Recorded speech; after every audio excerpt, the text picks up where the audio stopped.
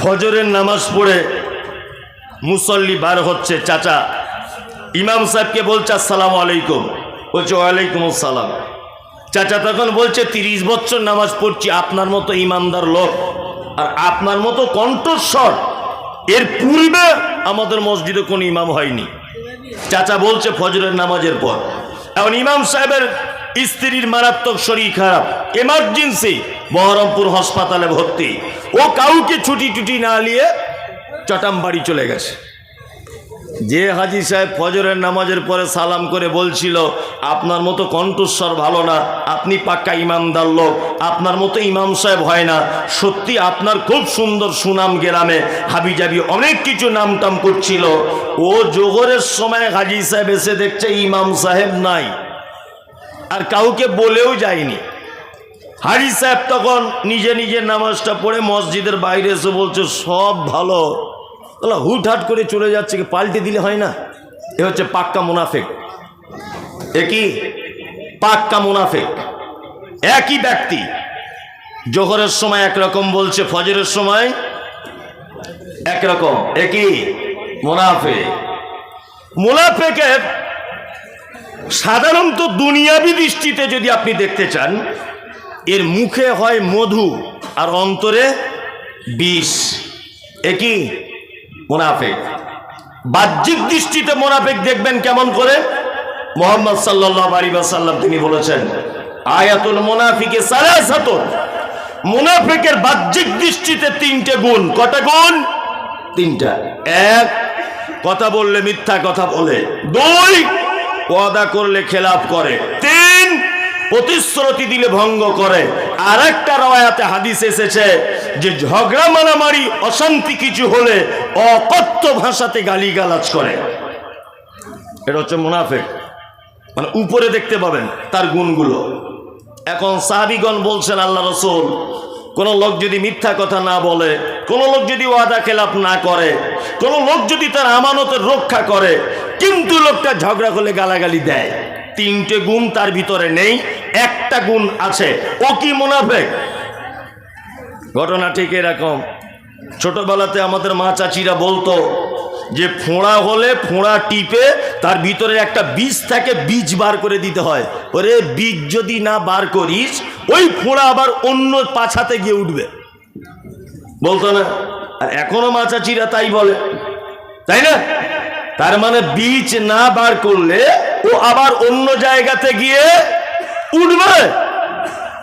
তা ঠিক তেমন ওর ভিতরে একটা মুনাফিকের গুণ রয়েছে, মানে ওর ভিতরে মুনাফিকের বীজ রয়েছে। বীজটা তুলে ফেলতে হবে।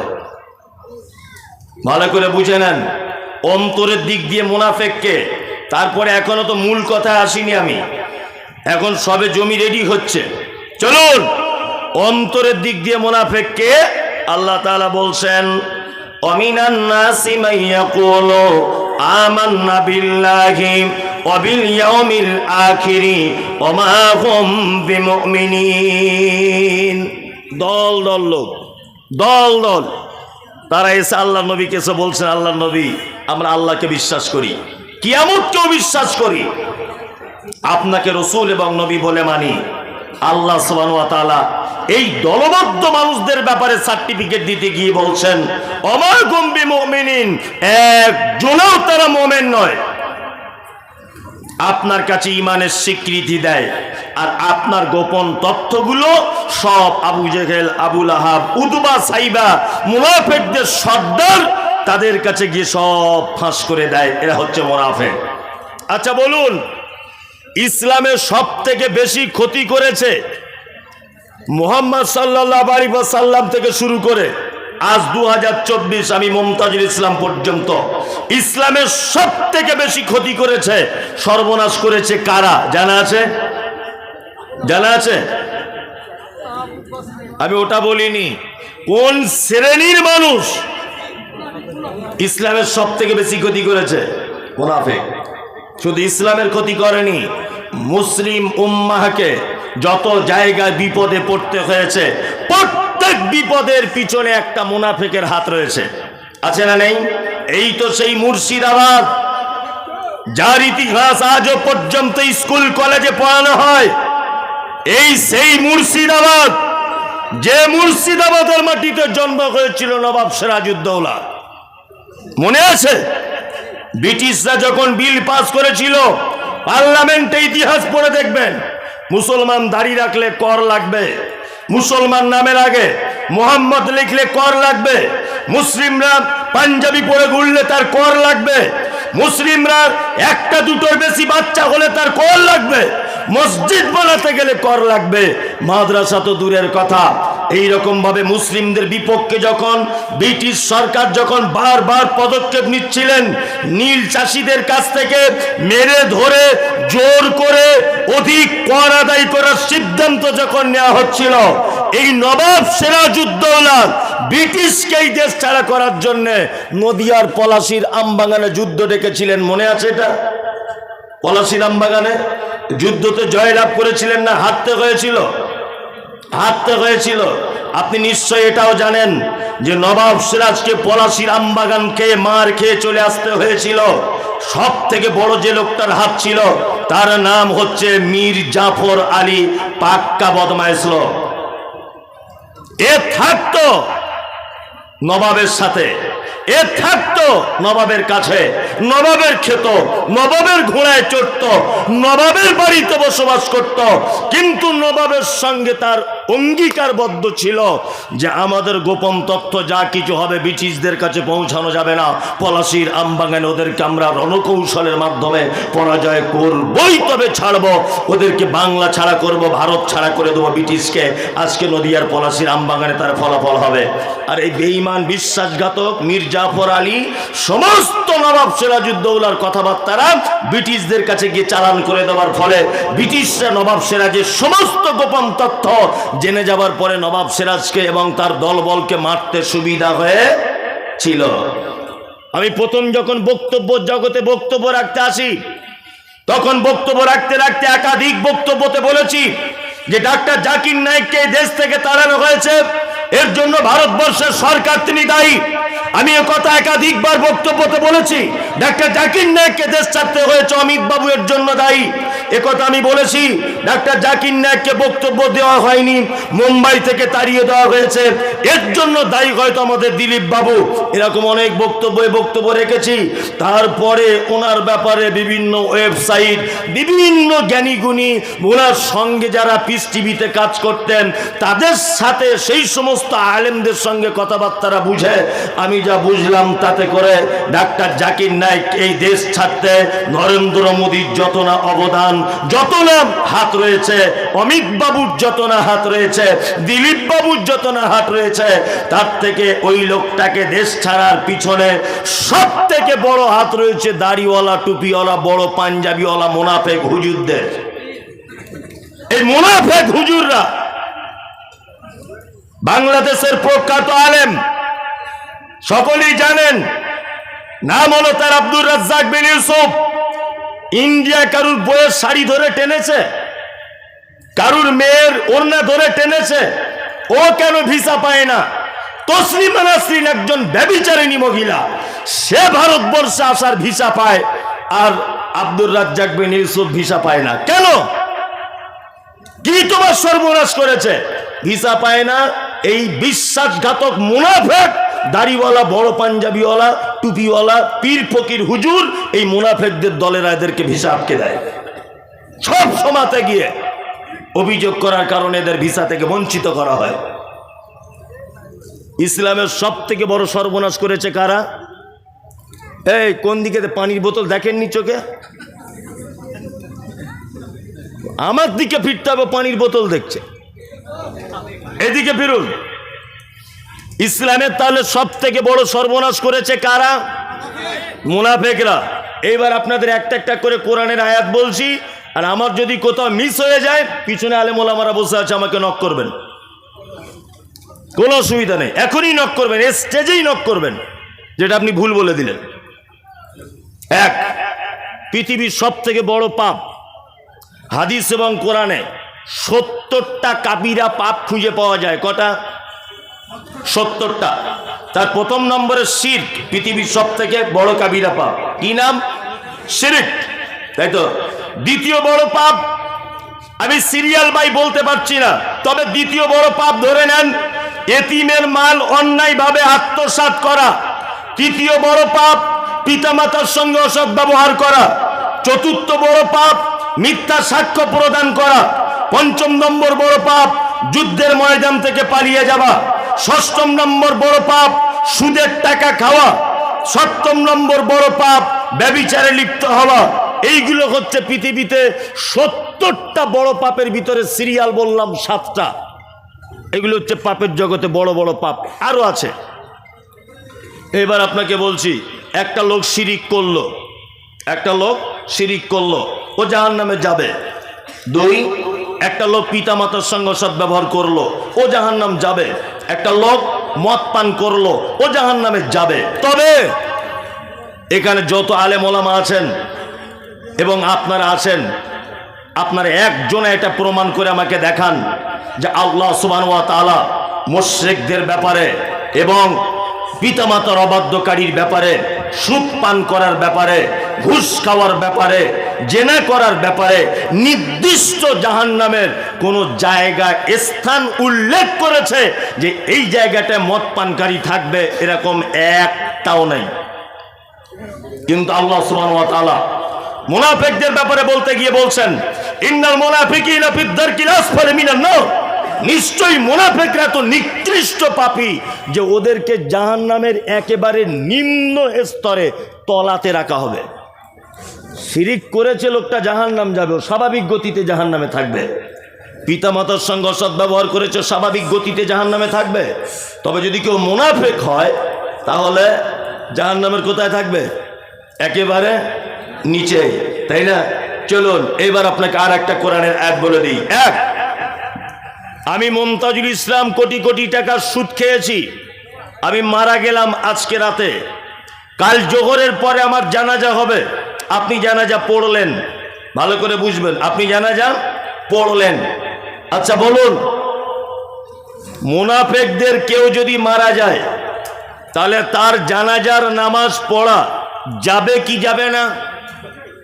জানা আছে? একজনা বলছে যাবে, মানে ও যা বুঝেছে তাই বলেছে। মুনাফিকদের সর্দার ছিল কে? আব্দুল্লাহ ইবনে ওবাই। ঘটনাটা ভালো করে শুনবেন। আব্দুল্লাহ ইবনে ওবাই ইবনে সুলুল মুনাফিকদের সর্দার মারা গেল। মারা যাবার পর তারই বেটা, নাম তার আব্দুল্লাহ, আল্লাহর নবীকে সে বলছেন, আল্লাহর নবী আমি চাইছি আপনার গায়ের জামাটা একটু খুলে দেন, আমার আব্বার কাফন হোক। ভালো করে বুঝবেন, কার জন্য কাফনের জন্য জামা চাইছে? মুনাফিকদের সর্দার, তার বাপ মারা গেছে তাই। আল্লাহ নবী সাল্লাল্লাহু আলাইহি ওয়াসাল্লাম জামাটা খুলে দিলেন, যাও জামাটা নিয়ে যাও। হযরত ওমর তো রাগী মানুষ, হযরত ওমর রাগে একদম ফুলছে যে মুনাফিকদের একজন মারা গেল আর আপনি তার জন্য জামা খুলে দিচ্ছেন। জামাটা রেখে আসার পরে আব্দুল্লাহ আবার এসে বলছেন, আল্লাহ নবী আমি চাইছি আপনি আমার আব্বার জানাজার সালাত আদায় করাবেন। আল্লাহ রসুল এইভাবে উঠলেন। যখন উঠেছেন হাদিসে এসেছে, জিজ্ঞাসা করুন, পিছন দিক দিয়ে হযরত ওমর জামাটা ধরে রেখেছে এরকম ভাবে আল্লাহ রসুলের। তা আল্লাহ রসুল বলছেন, কি ব্যাপার, জামা ধরছো কেন তুমি? তখন হযরত ওমর বলছেন, আল্লাহ রসুল আপনি কার জানাজা পড়তে যাচ্ছেন? ও তো মুনাফিকদের সর্দার। তখন আল্লাহ রসুল বলছেন, আমাকে তো এই ব্যাপারে কিছু বলা হয়নি, তার মানে ওহী অবতীর্ণ হয়নি। এই কথা যখন আল্লাহ রসুল বলেছেন তখন হযরত ওমরের মনটা খুব খারাপ। ইস, আল্লাহ মানা করলো না আর আমি মানা করে দিলাম আল্লাহ রসুলকে, এটা কঠিন ব্যাপার। আল্লাহ রসুল জানাজার সালাত আদায় করালেন কার? মুনাফিকের। হযরত ওমর জানাজার সালাত আদায় করলেন, মর্মে হাদিসের অংশে বোঝা যায়, ভালো করে বুঝবেন। আসাদুল্লাহ গালিব হাফেজাহুল্লাহ বাংলাদেশে তিনি বলেছেন যে হযরত ওমর ওই জানাজাতে উপস্থিত ছিলেন, মর্মে বোঝা যায়। জানাজার পরেও হযরত ওমর ফারুক রাদিয়াল্লাহু তাআলা আনহু আল্লাহ রসুলের সামনে যেতে পারছেন না, ভয় করছেন, লজ্জাবোধ করছেন, নিজেকে ছোট মনে করছেন যে আল্লাহ যেখানে ওহী নাজিল করলো না, অথচ আমি হযরত ওমর একটা ছোট মাপের মানুষ, আমি আল্লাহ রসুলের জামা ধরে টানলাম যে আপনি মুনাফিকদের জানাজার সালাত আদায় করবেন না। এই দেখুন কোরআনে আয়াত অবতীর্ণ হলো, সূরা তাওবা আয়াত নম্বর 84। আল্লাহ তাআলা বলছেন, ওয়ালা তুসাল্লি আলা আহাদিন মিনহুম মাতা আবাদা, নবী মুনাফিকদের ভিতরে যদি কেউ মারা যায় কোশ্চিনকালেও আপনি তাদের জানাজার সালাত আদায় করবেন না। কোরআনের আয়াত অবতীর্ণ হয়ে গেল। তার মানে হযরত ওমরের রায় কে আল্লাহর দরবারে, মানে তার জ্ঞানের পারদর্শিকতা আল্লাহর দরবারে মারাত্মক গুরুত্ব পেয়ে গেল, তাই না? এই জন্য আল্লাহ রাসূল কি বলেছেন, আমি চলে যাবার পরে যদি কেউ নবী হয় বা যদি কেউ নবী হতো, কে হতো? হ্যাঁ, হযরত ওমর। কেন? এই কারণে হতো হযরত ওমর, তার জ্ঞানের পারদর্শিকতা ওজন করে মাপে আনা যাবে না। হযরত ওমর বলেছিলেন আল্লাহ রাসূল মুনাফিকদের জানাজা যাবেন না। আল্লাহ রাসূল জানাজা পড়ালেন, কোরআনের আয়াত অবতীর্ণ হলো, ওয়ালা তুসাল্লি আলা আহাদিম মিনহুম মাতা আবাদা ওয়ালা তাকুম আলা কবরিহি। আরে মুনাফিকদের জানাজা পড়বেন না, এটা তো পড়বেন না। ওয়ালা তাকুম আলা কবরিহি, আপনি তাদের কবরে পর্যন্ত দাঁড়াতে পারবেন না। খুব হুঁশিয়ারি করে শুনুন, আপনার ভিতরে যদি মুনাফিকের ওই চিহ্নগুলো যদি থাকে, আপনার জানাজা পড়া পর্যন্ত হারাম। বুঝতে পারছেন মুনাফিক কত খাতারনাক চিজ? বুঝতে পারছেন? চলুন এইবার আর একটা কথা বলে দিই। কারণ আল্লাহ বলছেন, কারণ ইন্নাকুম কাফারু, নিশ্চয়ই তারা অস্বীকার করেছে বিল্লাহে, আল্লাহর সাথে, ও রাসূলিহি, রাসূলের সাথে, ও মাতু ওহুম ফাসিকুন, এবং তারা মৃত্যুবরণ করেছে ফাসিক অবস্থায়। তাই এবার একটা কথা বলি, আমি লাখ লাখ টাকা সুদের খেয়েছি, আমি ব্যভিচার করেছি, আমি হারাম খেয়েছি, আমি কাউকে হত্যা করেছি, আমি মদ পান করেছি, আমি এক কথায় বড় বড় পাপীদের ভিতরে একজন। বলুন তো আমার জানাজা পড়া যাবে কি যাবে না? আমার জন্য দোয়া করা যাবে কি যাবে না? অবশ্যই যাবে। এ রাইট আপনার আছে, আপনি দোয়া করতে পারেন। কি? নামাজ পড়লেন নিজে নিজে, আমি আপনার ভাই, আল্লাহ মুমতাজুল ইসলাম আমার ভাই বড় বড় পাপ টাপ করেছিল, এগুলো আমরা সবাই জানতাম, তুমিও নিশ্চয়ই জানো, দয়া করে আল্লাহ তুমি আমার ভাইকে ক্ষমা করে দাও, এটা বলা যাবে কি যাবে না? বলা যাবে তো? অবশ্যই যাবে। এই পাপীদের জন্য ক্ষমা প্রার্থনা করা যাবে না? অবশ্যই যাবে। কিন্তু আল্লাহ তাআলা নবীকে বলছেন, এবার একটা আশ্চর্য কথা শুনুন। আমি জানি বৃষ্টি আসছে, তবে এই কথাটা রক্ষা করে তবে যাওয়ার চেষ্টা করুন। আল্লাহ তাআলা বলছেন, ইস্তাগফির লাহুম, ক্ষমা প্রার্থনা করেন, আওলা তাস্তাগফির লাহুম, ক্ষমা প্রার্থনা নাই বা করেন, ইন তাস্তাগফির লাহুম ৭০ মাররাতান, আপনি যদি মুনাফিকদের জন্য একদিনে ৭০ বার যদি ক্ষমা প্রার্থনা করেন, কতবার? ৭০ বার। আল্লাহ তাআলা বলছেন, ফালা ইয়াগফির আল্লাহু লাহুম, তারপরেও আমি মুনাফিকদের ক্ষমা করব না, কখনোই ক্ষমা করব না। আল্লাহ তাআলা নবীকে বলছেন, ইস্তাগফির লাহুম, আপনি ক্ষমা প্রার্থনা করেন, আওলা তাস্তাগফির লাহুম, যদি ক্ষমা প্রার্থনা নাই বা করেন, ইন তাস্তাগফির লাহুম ৭০ মাররাতান, আপনি যদি মুনাফিকদের জন্য ক্ষমা প্রার্থনা করেন দিনে যদি ৭০ বার, কতবার? আল্লাহ বলছেন, ফালাই ইয়াগফির আল্লাহু লাহুম, কখনোই আমি আল্লাহ, আপনি নবী যদি ৭০ বার দোয়া করেন, ক্ষমা প্রার্থনা করেন, তারপরেও আমি মুনাফিকদের ক্ষমা করব না। কি বুঝলেন আপনি? কিছু বুঝতে পারছেন? মাথায় কিছু ঢুকছে? তার মানে মুনাফিকরা এত খাতারনাক, নবী যদি তাদের জন্য দোয়া করে তবুও নবীর হাতটাও ফেরত দেওয়া হবে, আল্লাহ বলছে কথা। তারপর পাপীদের জগতে কত বড় পাপী বুঝতে পারছেন এরা? আল্লাহু আকবার। এবার আপনাকে আর একটা কথা বলে দিই, সেটা হচ্ছে এই, এখন মুনাফিকদের ব্যাপারে বলতে গেলে অনেক টাইম লাগবে। আচ্ছা শর্টকাটে বলে দিই, মুনাফিক দেখতে পাওয়া যায় কোথায় জানা আছে? কোথায় দেখতে পাওয়া যায়? এটাও তো খুঁজে পাওয়া যায়, তার পাবো কোথায়? এটা তো খুঁজে দেওয়া উচিত।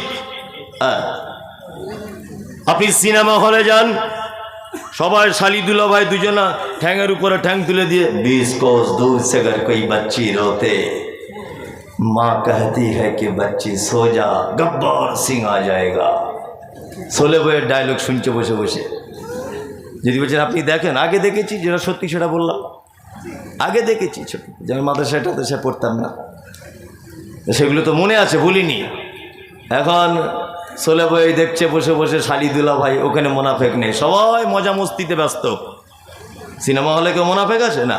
বাজার করতে যাবেন, বাজারে মুনাফেক নেই, সবাই আলু পেঁয়াজ বেগুন দাম দর করতে ব্যস্ত, তাই না? এখন আমি তো যা দেখতে পাচ্ছি, মুনাফেক এখন 3-4টে জায়গায় সব থেকে বেশি বাসা বেঁধেছে। তার ভিতরে 1 নম্বরে আল্লাহর ঘরে, মসজিদের ভিতরে। যদি বলছেন এটা কেমন কথা, আপনাকে বলছি এদিকে ফিরুন। ফরজ নামাজ মসজিদে পড়া ভালো না বাড়িতে পড়া ভালো? ফরজ মসজিদে। আর ইমাম সাহেব আসসালামু আলাইকুম ওয়া রাহমাতুল্লাহ, আসসালামু আলাইকুম ওয়া রাহমাতুল্লাহ, আস্তাগফিরুল্লাহ আস্তাগফিরুল্লাহ, আল্লাহু আকবার আল্লাহু আকবার, আল্লাহুম্মা আনতাস সালাম ওয়া মিনকাস সালাম, তাবারাকতা ইয়া যাল জালালি ওয়াল ইকরাম, রব্বি আইন্নি আলা যিকরিকা। যত রকমের আপনার জিকির আজগার আছে সব কিছু করলেন। তারপরে বাকি সুন্নত কোথায় পড়া ভালো? মানে হযরত মুহাম্মদ সাল্লাল্লাহু আলাইহি ওয়াসাল্লাম এত বড় বৈজ্ঞানিক ছিলেন, তিনি ঠিক ধরেছেন যে এদের যদি মসজিদে সুন্নতের পারমিশন দিয়ে দেওয়া যায়, তাহলে কার বউ কোথায় যাচ্ছে, আর কার ছেলে কি করে, কার জমি কেমন, কার মোটরসাইকেল কি কালারের, এইসব দুনিয়াবি কথাতে এরা বসে বসে টাইম নষ্ট করবে। ওই জন্য মসজিদে ফরজ নামাজ শেষ, বাড়ি চলে এসো, বাড়িতে সুন্নতের জন্য প্রস্তুতি নাও। আর আমরা মসজিদে তো সুন্নত পড়ি, আর বসে বসে 4-5 জন বুড়া মিলে বলছে একটা কথা বলবো তোকে। বলছে কি?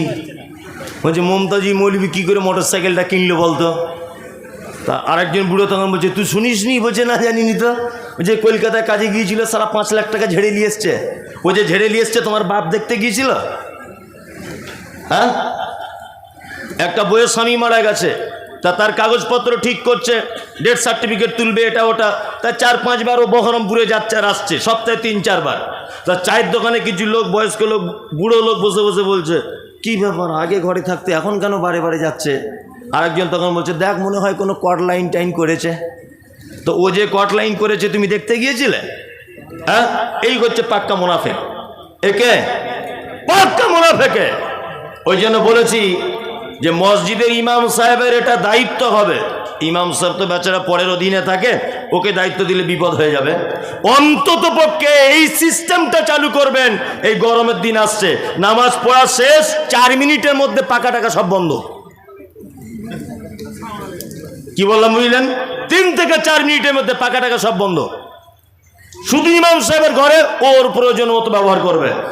মসজিদের পাকা চালিয়ে কার বউ কোথায় যায়, কার গরু হারিয়ে গেছে, কে মোটরসাইকেল কিনেছে, কে রাস্তার ধারে জমি কিনেছে, তোমার কি বাপের ঠিকাদারি লো আছে নাকি? এই মসজিদে আপনাদের দিকে আলোচনা করে সব? এসব মুনাফেকের দল। আর আমি তো ইমাম সাহেবদের বলেই দিয়েছি, তোমার চাকরির যদি কোনোদিন 12:30 বাজে, তো ওই লোকটার জন্য বাজবে যে লোকটা তোমার কাছে বসে সারাদিন ঘুজির সতীনের মতো গল্প করে, আর তোমার ভাত আর ওর ভাত ভাগ করে করে খায়, গলায় গলায় মিল, তোমার গোপন তত্ত্ব সব ও জানে।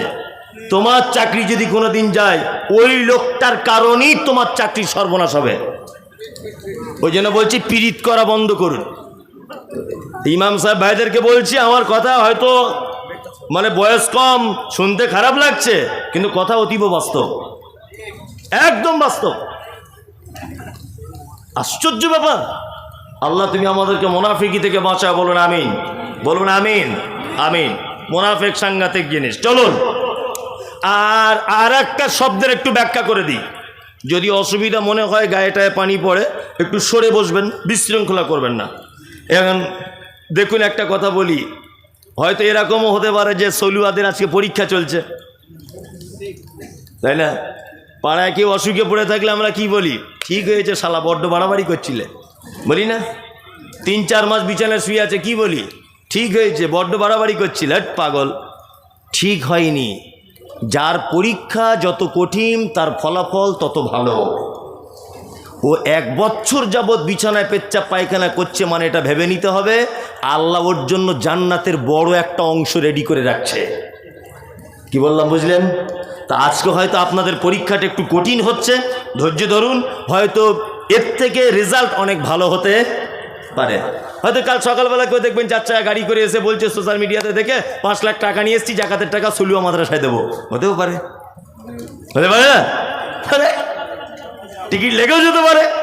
যাই হোক, তার মানে আপনারা অসহ্য হয়েন না, বসে যান। 1, 2 আর একটা উপাধির কথা বলি, মোশরেক। মোশরেক কোন কোরআনে আছে না? আচ্ছা, কারা মোশরেক কারা? একজন বলছে হিন্দুরা, বলছে হিন্দুরা।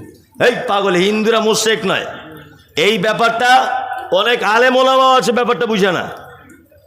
আমি বলেছি অনেক, কারণ নাম করে বলিনি, তারা ব্যাপারটা বুঝেই না।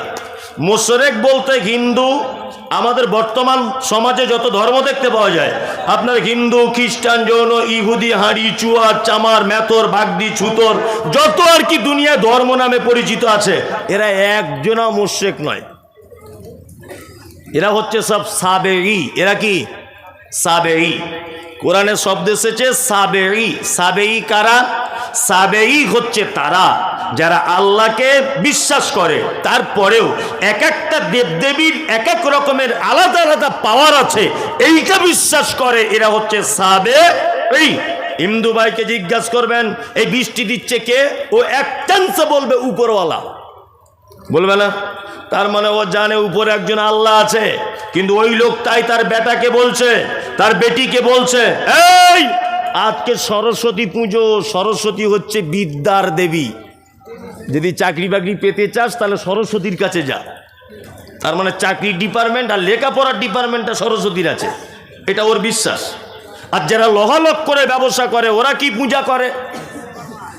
বিশ্বকর্মা। মানে ওদের দামি বিশ্বকর্মার হাতে লহালক করে ডিপার্টমেন্টটা আছে, তাই না? আর হিন্দু ভাইরা পুকুরে যখন স্নান করতে যায়, তখন দেখবেন এইরকম এরকম করছে না?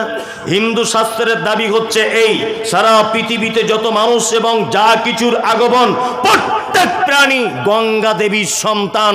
তার মানে একটা মানুষ কতদিন বাঁচবে, একটা মানুষ কতদিন পর মৃত্যুবরণ করবে, তার কতদিন পৃথিবীতে থাকা হবে, কতদিন অসুখে পড়ে থাকবে, কতদিন চাকরিজীবী হবে, কতদিন রিটায়ার করবে, এ টু জেড বিষয়ে গঙ্গা দেবীর ডিপার্টমেন্টে রয়েছে।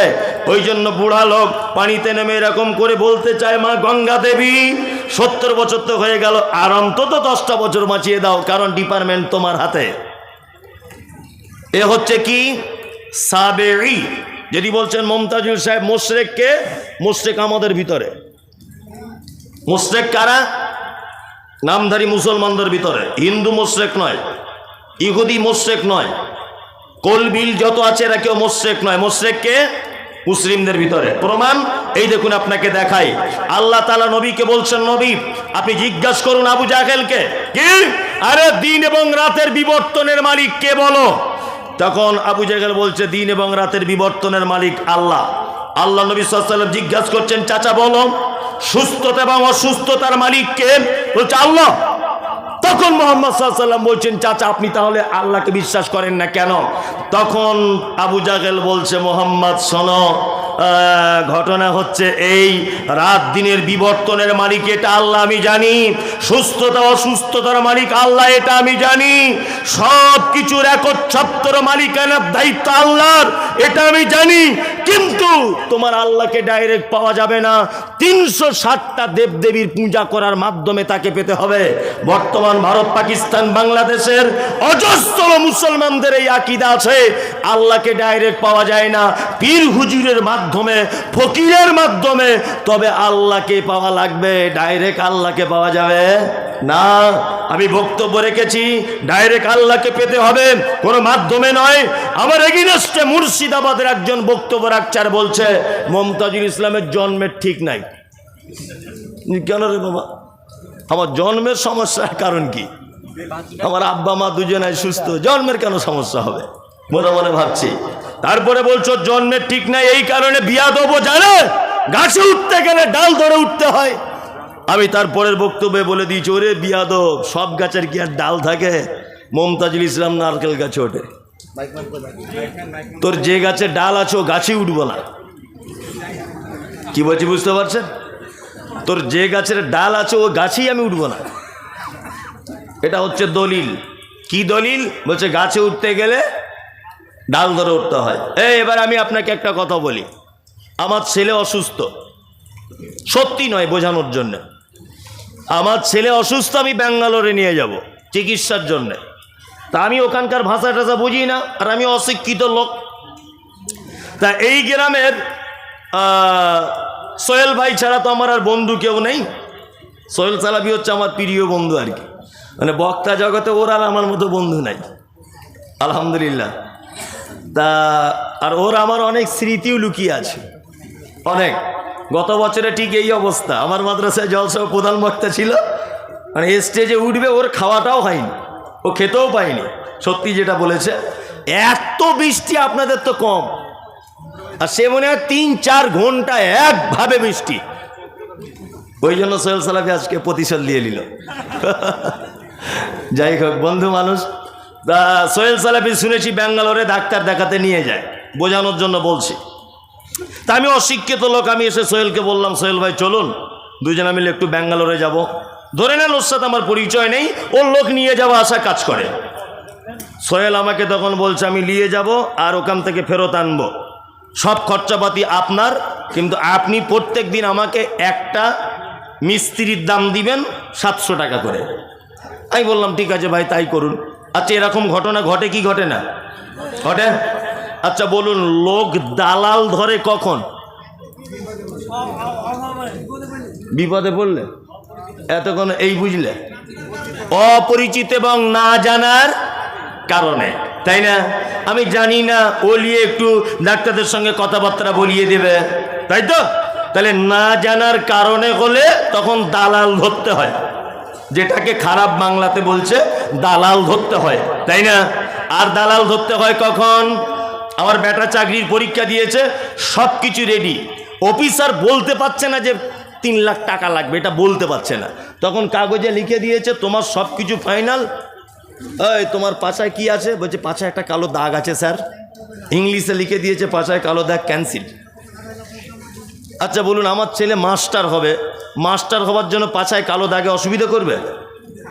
করবে না। আসলে পাছায় কালো দাগ নয়, মাস্টার বলতে পারছে না যে 3 লাখ লাগবে। আর আমার কাছে এসেছে, তা আমি তো ইংরেজি বুঝি না, তার একজনের কাছে গিয়ে বলছি ভাই দেখুন তো কি লিখেছে। বলছে পাছায় কালো দাগ আছে সামান্য একটা। বলছে হ্যাঁ। বলছে ওই জন্য চাকরিটা হলো না। আমি তখন চলে গেলাম ওই নিয়ামত ML-এর কাছে, গিয়ে বলছি ভাই এরকম এরকম ব্যাপার, আমি সেই বক্তা মমতাজুল ইসলাম, আপনি তো চেনেন, আমার ছেলে চাকরি হচ্ছে না কেন? তখন আমার ছেলে যখন ওর কাছে গিয়ে পরিচয় দিচ্ছে আমি মমতাজুল ইসলাম বক্তার বেটা, ও তখন বলতে চাইছে বুঝতেই তো পারছি আসলে পাছায় দাগ নয়, তোমার আব্বাকে পরে ফোনে কথা বলতে বলো। পরে ফোনে কথা বলছি, তখন বলছে যে সবই তো বুঝতেই পারছেন, ওখানে মাল করি কিছু মেরে দেন, ভালো করে বুঝবেন। তা ওই লোকটা চাকরির জন্য 5 লাখ চেয়েছিল, আমি ভাইকে ধরলাম, নিয়ামত ভাইকে, ওইটা কমিয়ে 1.5 লাখে চলে এসেছে। আচ্ছা বলুন তো, মাঝখানে লোক ধরতে হয় কখন? যখন মানুষ সমস্যায় পড়ে, সমাধান করার কোনো উপায় থাকে না, তখন বিশেষ ব্যক্তিদের কাছে আশ্রয় নিতে হয় আমাদের, তাই না? ঠিক তেমন সলুয়া গ্রামে আপনার নাম আব্দুর রহমান, এটা আল্লাহ জানে কি জানে না যে সলুয়াতে আব্দুর রহমান বলে একজন আছে? এটা আল্লাহ জানে কি জানে না? জানে। তা আল্লাহর সাথে যখন আমার আগে থেকেই পরিচয় হয়েই আছে, তাহলে মাঝখানে আমি পীর ফকির দালাল ধরতে যাব কেন? হ্যাঁ, দালাল ধরার কোনো প্রশ্নই ওঠে না, ওঠে? কোনো প্রশ্ন ওঠে না। আল্লাহু আকবার। আল্লাহ তুমি আমাদেরকে দালাল থেকে বাঁচার তৌফিক দান করো, আমিন আমিন।